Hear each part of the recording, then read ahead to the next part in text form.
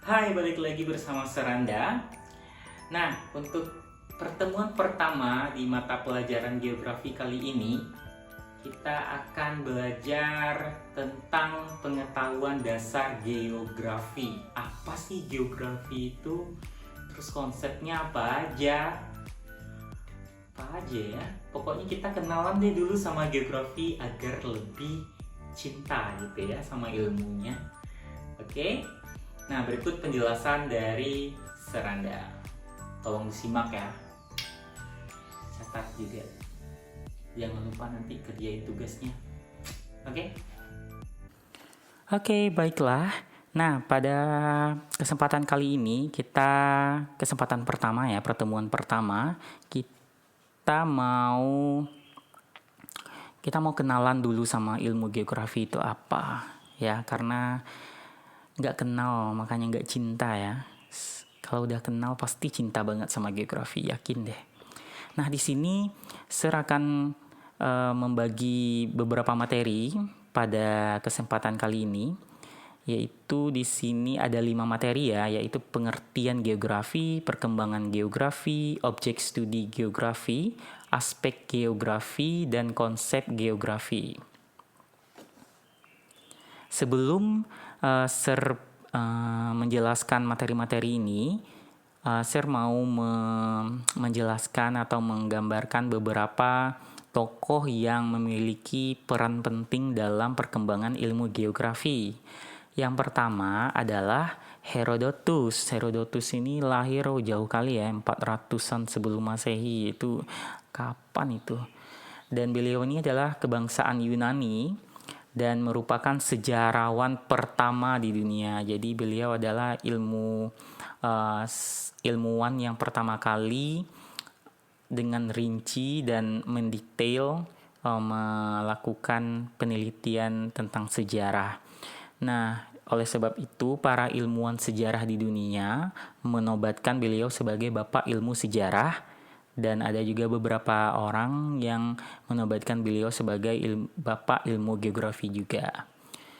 Nah, di sini pada zaman itu, zaman yang jauh lah ya dari peradaban yang luar biasa seperti saat ini, dan itu beliau sudah bisa membuat peta hasil imajinasi sih masih, tapi dan juga tentang perjalanannya, perjalanan singkat ya, nggak mungkin jauh-jauh.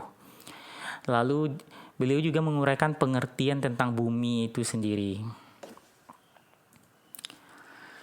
Yang kedua ada nama yang gak asing lagi kayaknya di telinga, yaitu Eratosthenes. Eratosthenes ini sekitaran 170 sebelum Masehi ya, kebangsaan Yunani, dan mayoritas ilmuwan geografi menyatakan beliau adalah bapak ilmu geografi, karena beliau adalah orang pertama yang memperkenalkan istilah geografi.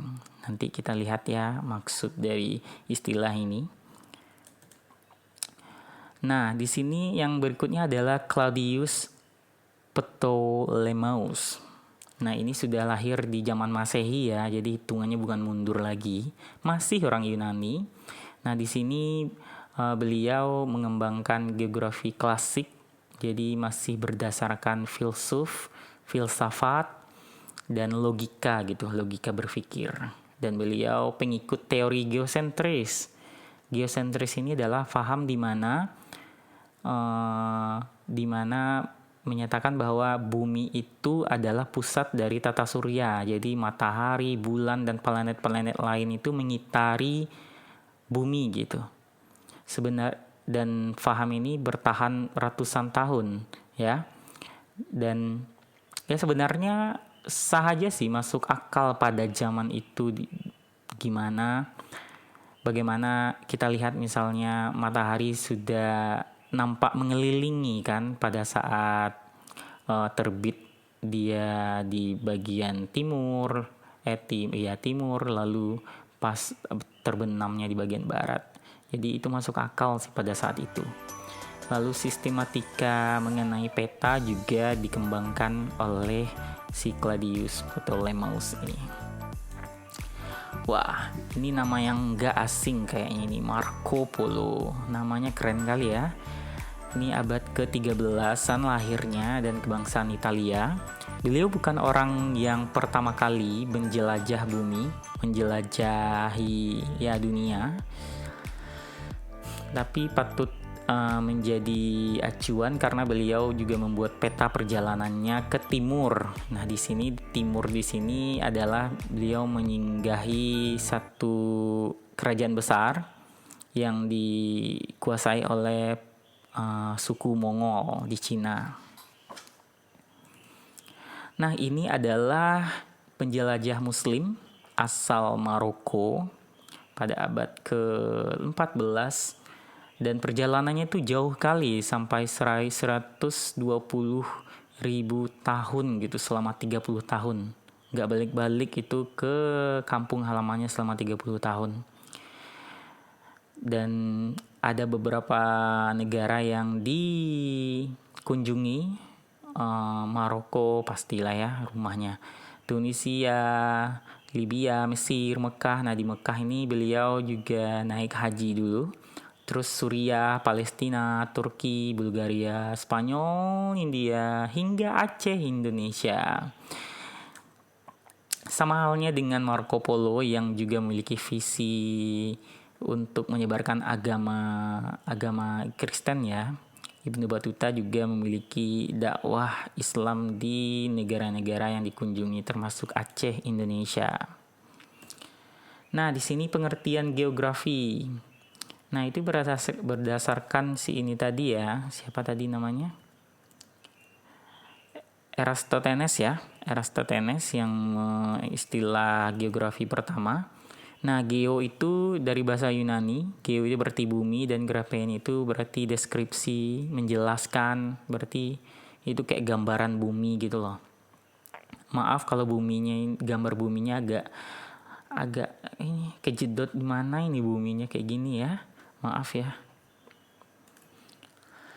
Lalu selanjutnya definisi geografi menurut para ahli. Di sini ada Ptolemaios, jadinya di sini salah ketik, Immanuel Kant dan Bintarto. Intinya adalah mereka menjelaskan tentang geografi itu adalah ilmu yang mempelajari tentang permukaan bumi gitu dan gejala-gejala yang ada di dalamnya. Nah, jadi kesimpulannya geografi itu adalah ilmu yang mempelajari persamaan dan perbedaan fenomena geosfer. Nah, kita akan tahu geosfer itu apa dengan sudut pandang kewilayahan, kelingkungan, dan dalam konteks keruangan. Nah, di sini ciri khas dari ilmu geografi adalah kata keruangan ini, spasial. Kita akan lebih jauh mengenal geografi dan apa maksud dari pernyataan Sir yang mengatakan geografi itu ciri khasnya keruangan. Nanti kita bisa lihat. Di sini adalah sejarah perkembangan geografi. Ada 4 babak di sini. Ada periode klasik, abad pertengahan, geografi modern, dan pengetahuan geografi mutakhir. Periode klasik itu ilmu geografi masih dipengaruhi oleh paham filsafat. Filsafat ini maksudnya adalah ilmu tentang logika berpikir ya. Terus dan sejarah. Nah, pengetahuan geografi di sini ya dipelopori oleh filsuf pada zaman Yunani kuno. Jadi periode pertengahan adalah zaman di mana Arab dan Timur Tengah menjadi pusat peradaban dunia kala itu, dan orang-orang Arab sering mengadakan perjalanan berdagang antar benua. Dan di sini ya bisa terlihat gitu kalau misalnya bumi itu luas sekali. Lalu periode geografi modern. Di sini geografi sudah beranak pinak dan diklasifikasikan dalam beberapa bidang. Contohnya geografi fisik, lingkungan, budaya, sosial, dan lain-lain. Lalu pengetahuan geografi mutakhir. Pada zaman ini orang lebih terfokus pada interaksi manusia dan lingkungannya dan apa masalah yang dihadapi dari interaksi itu gitu. Contohnya mungkin banjir karena intervensi manusia ke lingkungan dan lain-lain. Nah, di sini ada objek studi geografi, ada 2, yaitu objek material dan objek formal. Nah, pada objek material, nah di sini kita tahu kalau geosfer itu apa. Jadi geosfer itu adalah lapisan permukaan bumi yang berpengaruh terhadap kehidupan manusia. Nah, di sini ada 5 nih lapisannya geosfer itu. Ada atmosfer, lapisan udara, ini ada awan-awannya di sini. Terus ada hidrosfer, hidro berarti air. Lalu ada biosfer, makhluk hidup, binatang ya, flora fauna di sini. Terus antroposfer, ini lapisan manusia. Terus litosfer, lapisan batuan dan tanah. Lalu selanjutnya ada objek formalnya, itu adalah merupakan sudut pandang atau cara pandang berpikir terhadap objek material itu sendiri. Sudut pandang keruangan di sini. Nah, di sini ada ciri khas bagaimana mengidentifikasi masalah dalam ilmu geografi. Contohnya adalah ada 5W 1H. What? Apa yang terjadi? Yang terjadi misalnya banjir. Where? Di mana? Ya, contohnya di Jakarta. When? Kapan peristiwa itu terjadi? Oh, itu di musim hujan. And why? Mengapa terjadi? Itu karena orang-orang buang sampah sembarangan sehingga sungai mampet kalau misalnya pas hujan lebat gitu. Dan siapa yang terlibat? Banyak ya, tidak hanya orang-orang yang membuang tadi, tapi juga pemerintah sebagai pengatur kebijakan dan juga perusahaan-perusahaan yang membuang limbah-limbah. Lalu ada organisasi lingkungan yang menyuarakan aspirasi lingkungan gitu. Dan bagaimana upaya menyelesaikannya? Ya, orang-orang yang terlibat ini harus duduk bersama terus mencari solusi. Karena banjir itu nggak bisa diselesaikan dengan satu pihak saja. Nah, kita lanjut ke aspek-aspek geografi. Nah, aspek-aspek dari geografi itu ya ada kondisi fisik dan non fisik ya. Kondisi fisik di sini ada aspek biotik, biotik berarti hidup ya, berarti flora dan fauna di sini. Terus aspek abiotik berarti yang nggak hidup, tanah, udara, batuan ya, bukan bantuan. Kayak butuh bantuan. Air, kondisi iklim. Aspek-aspek geografi, kondisi non-fisik. Jadi ada aspek sosial, kayak adat istiadat, aspek ekonomi, pertanian, gitu, kehutanan, aspek budaya, teknologi, agama, aspek politik, itu pemerintahan. Nah, di sini ada konsep esensial geografi yang harus kalian pahami dan mengerti, serta mungkin diingat-ingat gitu loh. Nah, konsep ada 10 ya. Jadi kalau misalnya dipanjangkan suaranya konsep 10, jadi 10. Jadi yang pertama itu lokasi ya. Lokasi itu menunjukkan keberadaan suatu objek di permukaan bumi. Terbagi 2, lokasi absolutnya dan lokasi relatif. Yang absolut itu yang bisa ditentukan dengan garis astronomisnya dan jelas gitu angka-angkanya. Contoh letak astronomis Indonesia itu di mana? Lintang bujur utara, lintang bujur ya, lintang dan bujurnya gitu. Terus lokasi relatifnya itu berdasarkan posisi dilihat dari wilayah lain aja. Contohnya Indonesia itu di bagian utaranya Australia, bagian selatannya Malaysia gitu. Selanjutnya ada konsep jarak, itu memahami suatu objek berdasarkan jauh dekatnya atau waktu tempuh dari objek lain. Nah, contohnya misalnya rute jangan Malang Surabaya deh. Coba kita ambil contoh Pekanbaru Padang deh. Itu rumah saya di Padang, di Pekanbaru. Lalu jaraknya berapa absolutnya? Sekitaran 100 kilometeran ya, di atas lebih kayaknya itu. Terus jika terjadi pemekaran dan maksudnya di sini adalah waktu tempuhnya bisa berubah. Kalau misalnya walaupun jarak absolutnya segitu, waktu tempuh bisa berubah, mungkin karena banyak hal ya terjadi, hujan atau ya banyak masalah ya terjadi di jalan sehingga waktunya bisa lebih cepat atau lebih lambat. Konsep keterjangkauan di sini adalah mengemukakan tidak mudah atau tidaknya suatu tempat dapat dicapai dengan menggunakan sarana transportasi terjangkau enggak gitu. Contohnya di sini adalah daerah Papua, itu kan banyak sekali daerah-daerah atau desa-desa yang terisolasi di pedalaman sehingga sarana transportasi atau jalan mau ke sana itu sangat buruk gitu. Nanti kalian bisa menambah-nambah informasi atau menambah-nambah ilmu gitu, lihat dokumenter, film dokumenter dari orang-orang Papua yang harus rela berhari-hari pergi ke kota hanya untuk membeli kebutuhan hidup makannya gitu. Lihatlah, sedih kali. Lalu ada konsep pola. Di sini adalah berkaitan dengan bentuk atau persebaran fenomena di permukaan bumi. Contohnya itu pola aliran sungai, pemukiman, dan lain-lain. Di sini contohnya, lihat coba gambarnya. Di sini adalah pemukiman ya.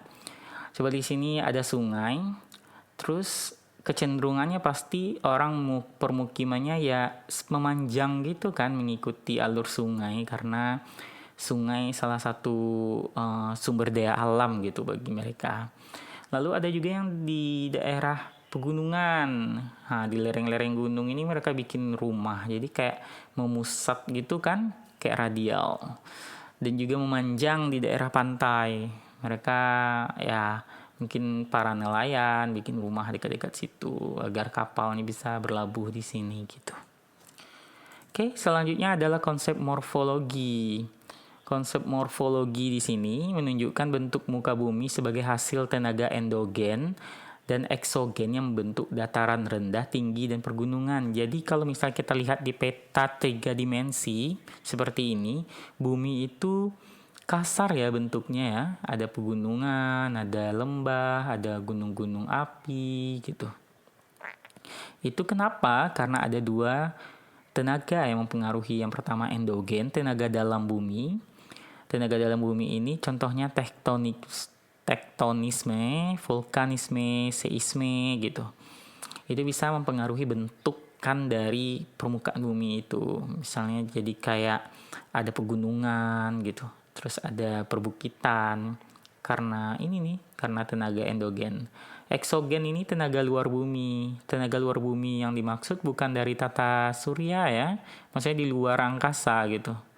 Bukan, tapi tenaga yang di luar permukaan bumi. Contohnya angin, air, dan sehingga kalau misalnya kita lihat ada sungai yang makin lama makin dangkal, itu karena adanya sedimentasi yang disebabkan oleh air. Terus ada tanah yang makin lama itu makin tipis saja, itu karena erosi, ya kan?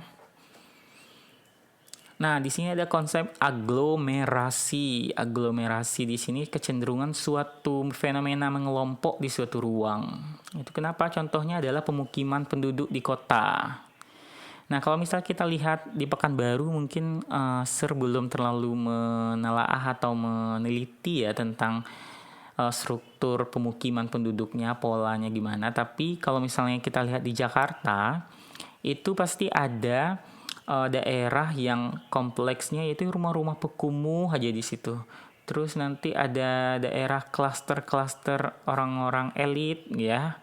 Orang-orang yang berduit itu pasti tempatnya lebih bagus, lebih nyaman. Ya gitu, berkelompok-kelompok, berkotak-kotak gitu kalau misalnya di kota-kota besar. Kalau Pekanbaru belum tahu banget sih, nanti dipelajari lagi.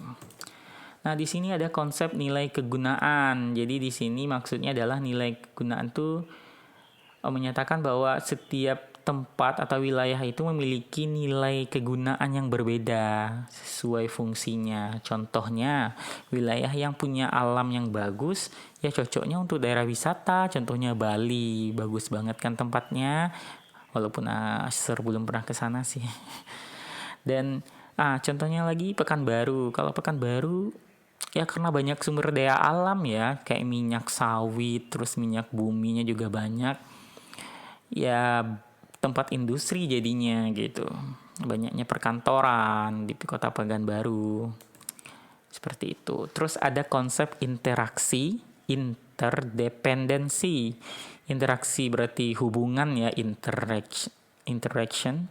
Terus ada interdependency, itu berarti kayak saling membutuhkan gitu nggak sih ya. Terus di sini yaitu menyatakan bahwa suatu wilayah itu dengan wilayah lainnya di muka bumi saling membutuhkan dan berhubungan satu sama lain. Contohnya apa? Ya hubungan desa dan kota. Nah di sini tahu nggak kalau misalnya desa itu memproduksi hasil pertanian dan kemana dia jual, ya di kota, karena di kota lahannya udah nggak ada lagi untuk pertanian. Nah sekarang cangkul terus mesin-mesin itu dapat dari mana? Ya dari kota, ada industri pabrik di kota. Jadi mereka tuh saling membutuhkan. Itulah salah satu contoh sederhana gitu antara hubungan desa dan kota. Terus ada konsep diferensiasi area. Ini mengemukakan bahwa fenomena yang ada di muka bumi ini memiliki perbedaan dan ciri khas masing-masing. Kata diferensia ya, berbeda gitu. Dan contohnya adalah masyarakat yang tinggal di pesisir, bekerja sebagai nelayan. Kalau misalnya di daerah, apalagi daerah pegunungan, pasti mereka lebih mengolah lahan gitu ya, pertanian, perkebunan, dan seperti itu seterusnya. Dan yang terakhir ini adalah konsep keterkaitan ruang. Memandang adanya keterkaitan suatu fenomena dengan fenomena lain di suatu tempat. Jadi kayak saling berhubungan dan saling mempengaruhi gitu. Contohnya daerah hulu dan hilir.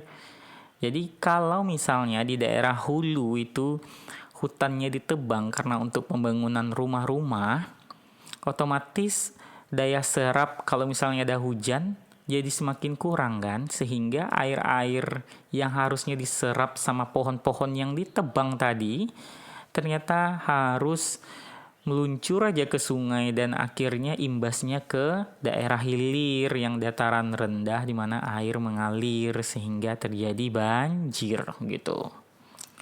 Tuh. Ya, itu sekian, let's do some task katanya ini babangnya. Nah, ya nanti di Zoom meeting kita bakalan bahas kalau misalnya ada dari Ananda yang belum mengerti, bisa kita bahas lagi, kita diskusikan lagi gitu. Dan ya seperti itu. Sekian untuk pembelajaran hari ini. Terima kasih. Nah, itulah tadi penjelasannya. Gimana? Susah? Gampang? Enteng kali ya kalau untuk kalian mah ya. Jadi saya harap kalian mengerti. Kalau misalnya ada pertanyaan silahkan dicatat dulu saat ini. Jadi pas saat kita Zoom meeting kalian bisa menanyakannya langsung kepada Sir. Dan jangan lupa habis ini kalian harus mengerjakan tugas-tugas yang berhubungan dengan materi kita tadi. Jangan lupa ya, on time kasih tugasnya nggak berat kok, gampang. Oke? See you. Oke, sampai jumpa di pertemuan selanjutnya.